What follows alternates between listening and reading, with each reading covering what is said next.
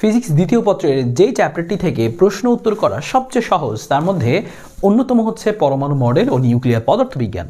চ্যাপ্টারটি ছোট এবং খুব সহজে এখান থেকে সিকিউ উত্তর করা যায়। সো তোমরা ইতিমধ্যেই জানো এই চ্যাপ্টার থেকে 3টা টাইপ রয়েছে। সো আমি আজকে তোমাদেরকে দেখিয়ে দিচ্ছি যে এই 3টা টাইপ তুমি খুব সহজে কিভাবে প্রিপারেশন নিতে পারো। তোমার চ্যাপ্টারে আগে পড়া আছে, তুমি রিভিশন দিতে গেলে কোন প্রশ্নগুলো মাস্ট রিভিশন দিবে, তুমি চ্যাপ্টারটি এখনও পড়োনি, সো তুমি কীভাবে এই চ্যাপ্টারটি খুব সহজে গুছিয়ে নিতে পারবে। সো কোন টাইপ থেকে 3টা টাইপ থেকে আমাদের যে ফর্মুলাগুলো প্রয়োজন এবং পাশাপাশি যে সকল সিকিউগুলো প্র্যাকটিস করতে হবে সেই সব কিছু তোমাদেরকে এক নজরে দেখিয়ে দিচ্ছি।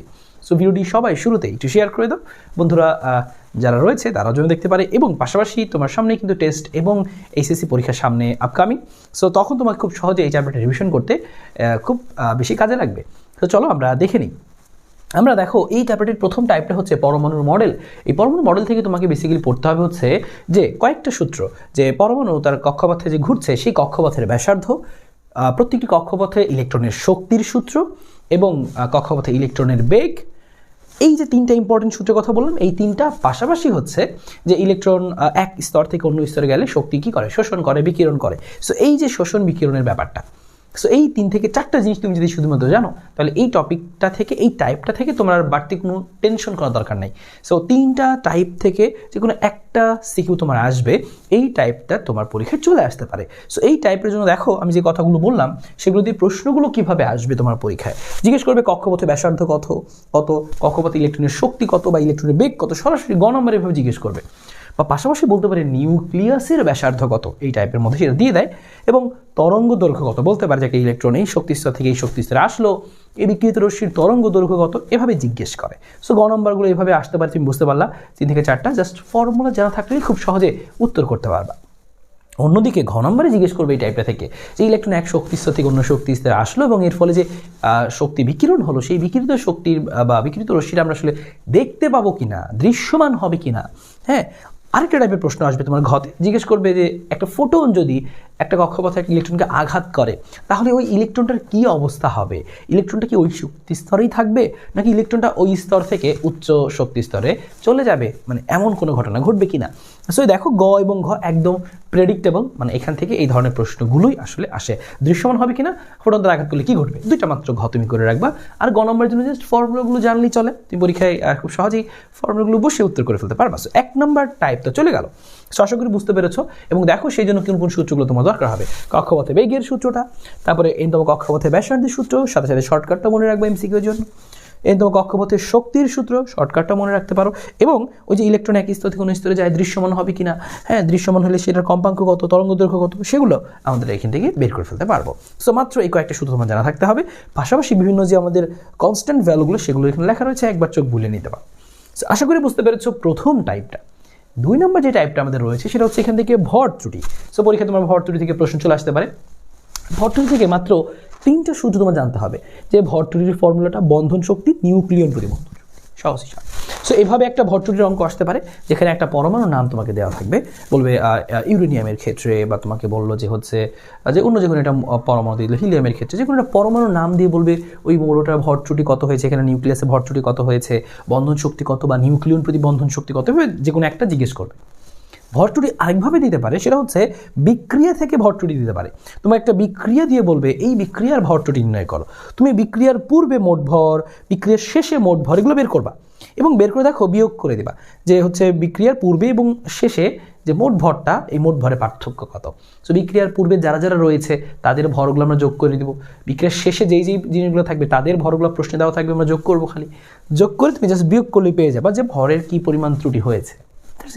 এভাবে জিজ্ঞেস করে। এছাড়াও আমাদের দেখো ওখানে প্রশ্নগুলো যখন জিজ্ঞেস করবে ঘ নম্বরে কীভাবে জিজ্ঞেস করবে, ভর ত্রুটি বের করবো কিন্তু উত্তরটা কীভাবে বলবো আমরা। গ নম্বরে ভর ত্রুটি নির্ণয় করে বন্ধন শক্তি, নিউক্লিয়ন বন্ধন শক্তি জিজ্ঞেস করতে পারে।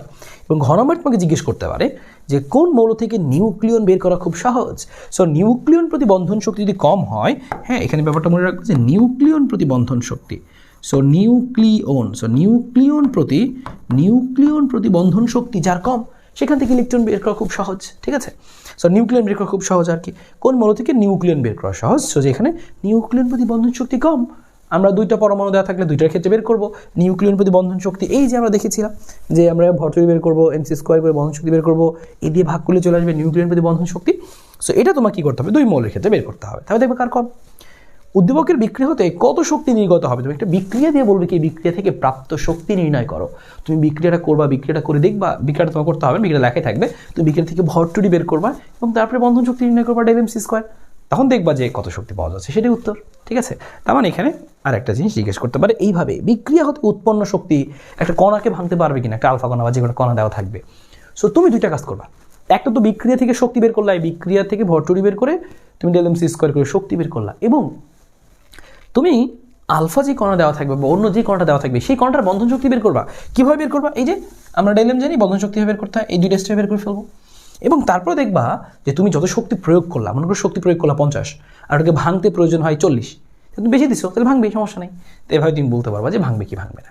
সো এই তিনটা জিনিস তোমার পরীক্ষায় আসতে পারে।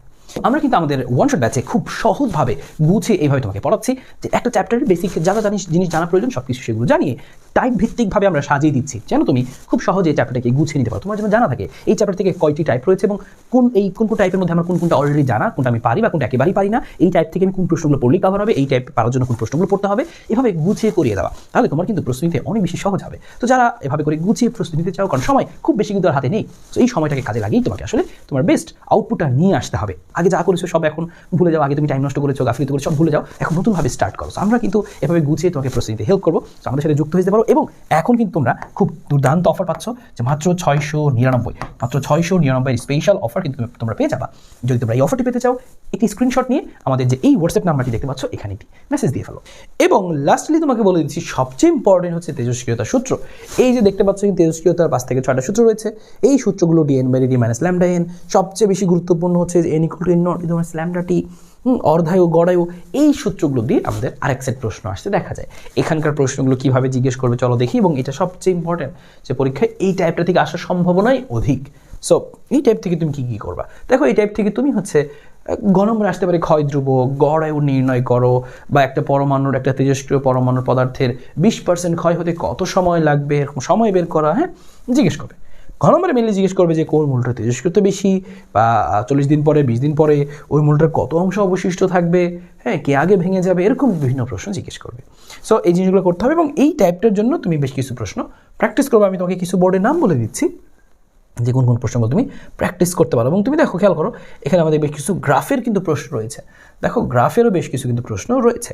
তুমি যদি এখানকার প্রশ্নগুলো করো, দেখো এখানে যে প্রশ্নগুলো লেখা রয়েছে 6-7টা, প্লাস গ্রাফের একটা প্রশ্ন করো, আর dn/dt একটা প্রশ্ন করো। দেখো 3 ক্যাটাগরি A B C, এই 3 ক্যাটাগরির প্রশ্ন করলেই তোমার এখান থেকে ক্লিয়ার হয়ে যাবে। সো আমি গ্রাফের প্রশ্ন তোমাকে একটা বের করে দিচ্ছি। যেমন তুমি গ্রাফের প্রশ্নের মধ্যে তুমি এই প্রশ্নটা করতে পারো, এখানে গ্রাফ রিলেটেড, মানে গ্রাফ থেকে ভ্যালুগুলো বুঝতে হবে যেন পরীক্ষায় তোমার একটু ইজি হয়। তো বাসা থেকে একবার দেখে যাবো গ্রাফ থেকে, আর অনেক সময় ছক দেওয়া থাকতে পারে, গ্রাফের ছক দেওয়া থাকতে পারে, সেগুলো তুমি দেখতে পারো আর কি। সো এই প্রশ্নগুলো তুমি এখান থেকে একটু করে যাবে। এবং dn/dt-র যে অঙ্কগুলো, যেমন এখানে একটা রয়েছে dn/dt-র অঙ্ক, সো এই অঙ্কটা তুমি একটু দেখে যাও। সো dn/dt দিয়ে পরীক্ষায় আসতে পারে। সো তুমি যদি জাস্ট এভাবে বাছাই করেও এই জিনিসগুলো করে ফেলো, দেখবে খুব সহজে তুমি কিন্তু শেষ করে ফেলতে পারছো, যে এই চ্যাপ্টারটা গুছিয়ে নিতে পারছো এবং পরীক্ষাতে উত্তর করতে পারছো। সো আশা করি এই জিনিসগুলো খুব সুন্দর মতো বুঝতে পেরেছো। সো যদি ভালো লাগে থাকে অবশ্যই ভিডিওতে একটি লাইক করে দিও, এবং সবাই কমেন্টে জানো নেক্সট কোন চ্যাপ্টারটি চাও।